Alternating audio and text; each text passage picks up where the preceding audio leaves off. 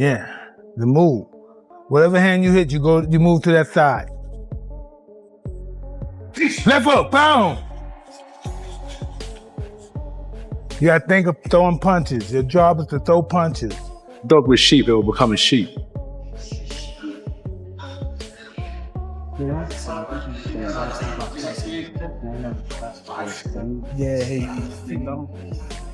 Anthony Joshua is reportedly working with Mike Tyson as he prepares for his upcoming fight against Jake Paul. Joshua has been reviewing classic training methods from Tyson's team to sharpen his technique, with a strong emphasis on strategy, speed, and power. His camp is focused on smart planning, conditioning, and making sure he enters the ring in peak form. He's been drilling a steady, controlled jab in the gym, pressing forward, attacking the body with heavy shots, and then bringing the punches up top. Joshua also shared how Mike Tyson has influenced him, particularly Tyson's power, discipline, and work ethic. AJ has now added specific neck and shoulder workouts inspired by Tyson's old routines.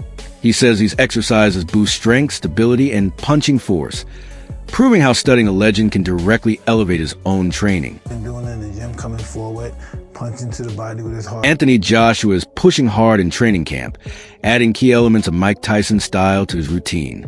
He's using specialized neck rolls and strength-building drills to increase durability and punching power while focusing on full-body conditioning, speed, and technical sharpness. These workouts are designed to boost his striking force, improve agility, and raise his overall endurance, making it clear that AJ is fully dedicated to leveling up his skill set and taking control when he steps into the ring. Another neck exercise that I got from Mike Tyson. A lot of wrestlers do this.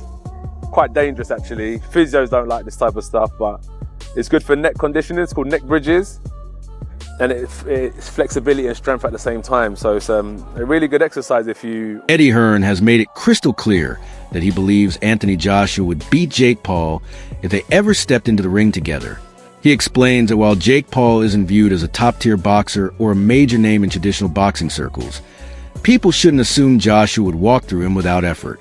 Hearn reminds fans that Joshua has already beaten high-level fighters, including Francis Ngannou, who is an elite competitor himself. This comparison matters because it shows Joshua's victories come from skill, discipline, and serious preparation, not from fighting inexperienced opponents. Hearn stresses that Joshua trains with intensity and brings a blend of power, technique, and strategic awareness that allows him to outclass opponents at every stage of the sport. You give to somebody like AJ? That he has a lot of talent and not to get discouraged. He only loses when he quits. When you quit, all the doors of opportunities close. You know what I mean? You have to be game, and then don't get discouraged if you lose. Listen, you just lost, you may have got $30 million. I just think the more time you lay off, the worse you get. You have to fight to be the best. You have to do. Nigel Benn has voiced his concerns about how entertainment-focused matchups are affecting professional boxing. He believes that when celebrities or social media personalities step into the ring, it creates an imbalance where lifelong, dedicated boxers aren't rewarded fairly.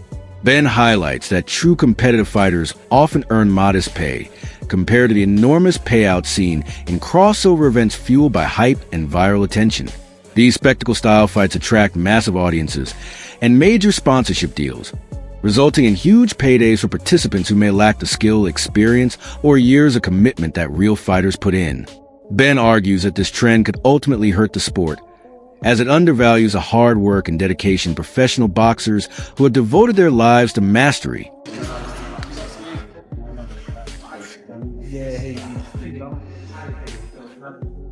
Bro, my physio is looking at me like, what the fuck?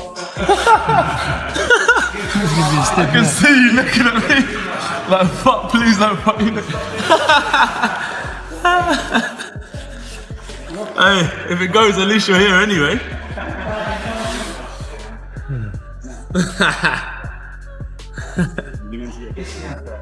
You know, 43,000 tuned in.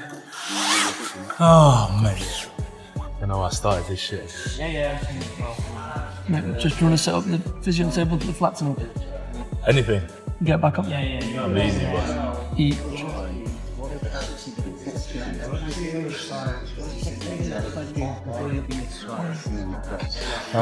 Showtime sent me a lovely pic. Oladipo highlights the financial side of the Anthony Joshua versus Jake Paul matchup, explaining that it would be unrealistic for Joshua to turn down such a massive payday, with earnings potentially reaching around $100 million.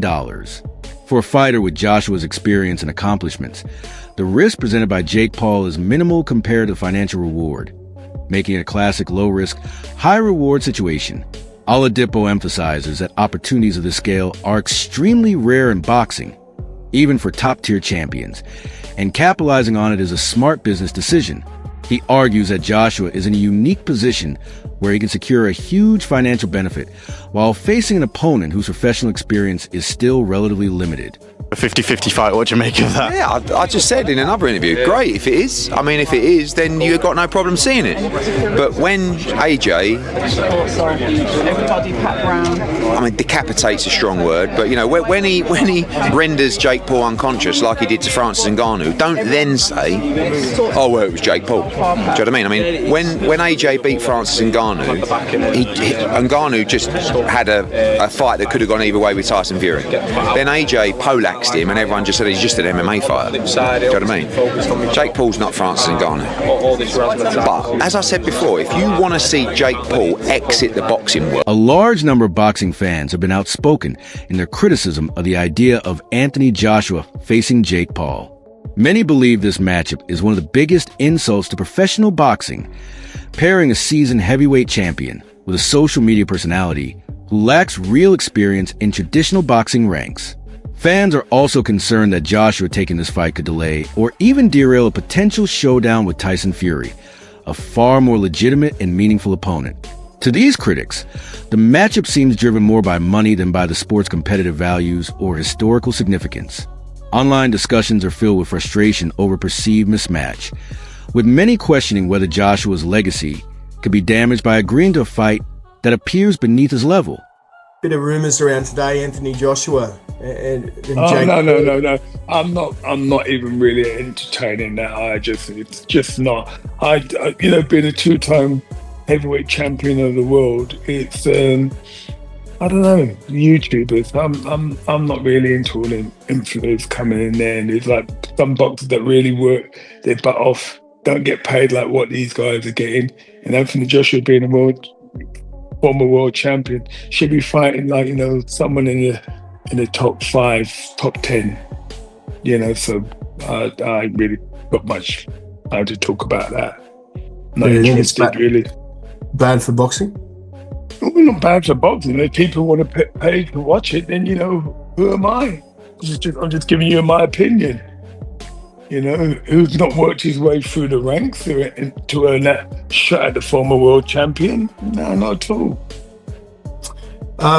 Australian boxing. Who are you a fan of? Obviously got good fighters out there. Joe's my type of fighter. He's very spiteful, and it's just another level, really. I don't think there's nothing better. Analysts have pointed out that Jake Paul's decision to step in against Anthony Joshua is a massive jump in competition compared to anyone he has faced before. Unlike the older or semi-retired opponents Paul has previously fought, Joshua is an active, elite-level heavyweight with a history of competing against world-class contenders. This leap forces Paul to rethink his entire approach, his training, strategy, and mentality, because he's no longer up against someone past their prime or lacking high-level experience. While Paul is still considered the clear underdog, analysts acknowledge that this matchup finally puts his skills to a genuine test and offers a far more realistic measure of where he truly stands as a boxer.